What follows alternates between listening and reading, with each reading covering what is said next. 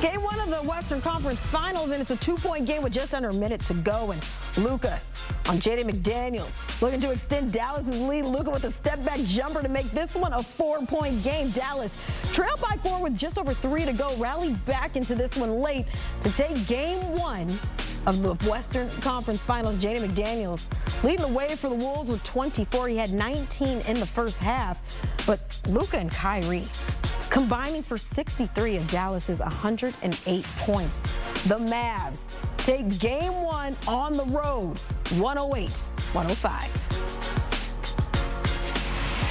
We are now joined by CBS Sports NBA analyst and insider Bill Reiter and former NBA Coach of the Year Avery Johnson on the heels of this thriller between Dallas and Minnesota. And boys, was this one an exciting one. And I feel like what comes to mind when I think of this game, it blows my mind that Anthony Edwards didn't get his first bucket in the second half until 5 minutes into the fourth quarter. Bill, what worked for Dallas to be able to limit Ant's output? Look, this is a Dallas defense that's been, as coach knows, he's in Dallas. They've been the best defense in the NBA going back to March 7th, the first time that Daniel Gafford permanently moved into that starting lineup. And so I know when we talk and we think about the best defenses in the NBA, we talk about the Timberwolves, we talk about the Celtics. But if you sort of boil it down to that sample size, once Dallas got the rotations in place that they've been using ever since, this is an extraordinary Dallas defense. Kyrie Irving and Luka Doncic have operated at a really high level defensively over the course of that time. Coach, I mean, you know, you're there. You said, you told us before we started that everyone's partying and credit the offense. But you know what? Let's drink some of those drinks and shout some of those celebrations in the Metroplex for that Dallas defense as well. Yeah, and unlike Denver, Bill, when you do a forensic analysis of this game, Dallas has the size with Lively and Gafford on the front line.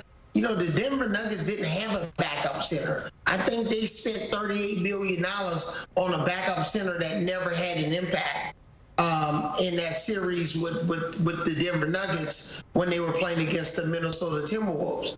Dallas is a different situation.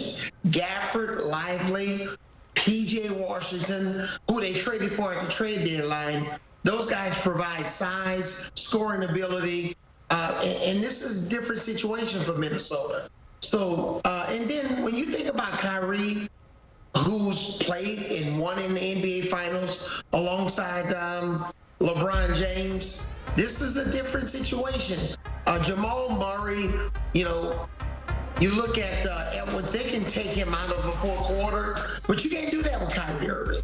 I know Luka Doncic gets all of the highlights and the publicity, but Kyrie Irving is going to be a problem. And that's why I have the Mavericks winning this series in 6 games. Oh, I want to dive into that in just a bit. But first, Dallas, we talked about this at the half, but Dallas won this one despite struggling from three-point range, just 6 for 25. But outside of limiting Edwards, Avery, because you entered this chat with a little pep in your step, I saw a little extra smile on your face. But what impressed you most with your Mavs efforts?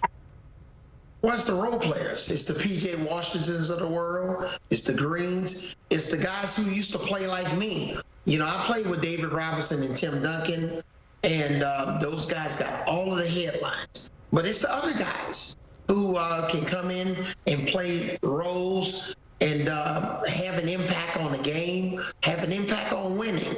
So P.J. Washington, Gafford, you know, Lively, those guys, they do a tremendous job of depositing, you know, positive returns to the Mavericks, and that's what's really important for this series.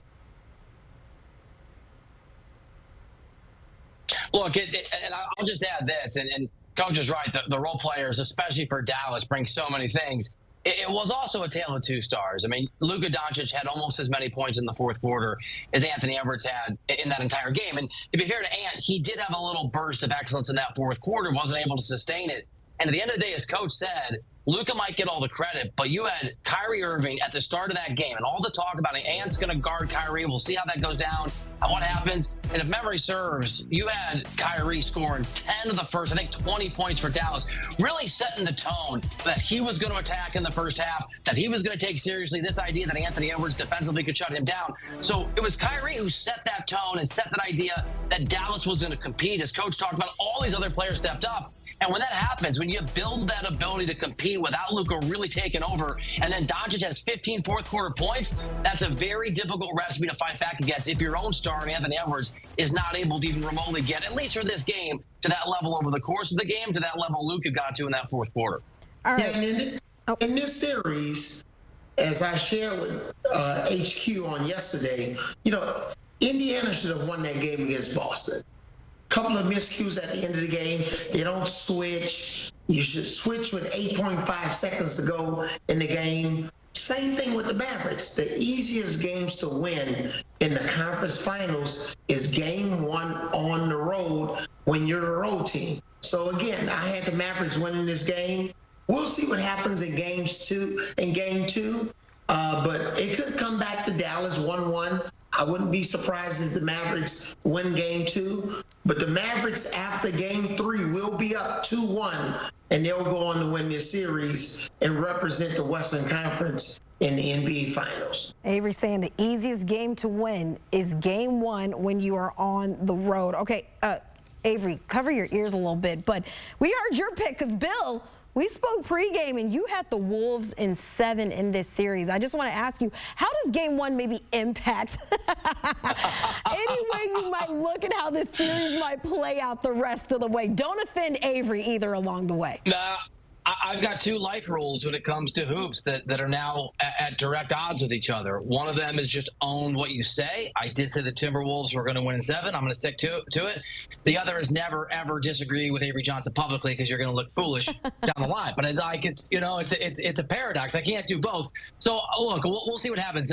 As I mentioned earlier on the pregame conversation, there's an old sports writer belief that if you take a team in 7, what it really means is you don't know. And that's partially true here. I think both these teams are outstanding. This was a 2-point game with less than a minute left. It could have gone either way. And Coach is right. Avery called that the Pacers had a chance that they're going to win a game against Boston to win game 1. And he was right. But the Pacers gave the game away. But he was still right. They should have won that game. And he called this. I do think we saw against Denver that this is a Minnesota team that obviously is able to win under duress. They had that 2-0 series lead. They lost 3 in a row. Then they won the next 2, including in Denver.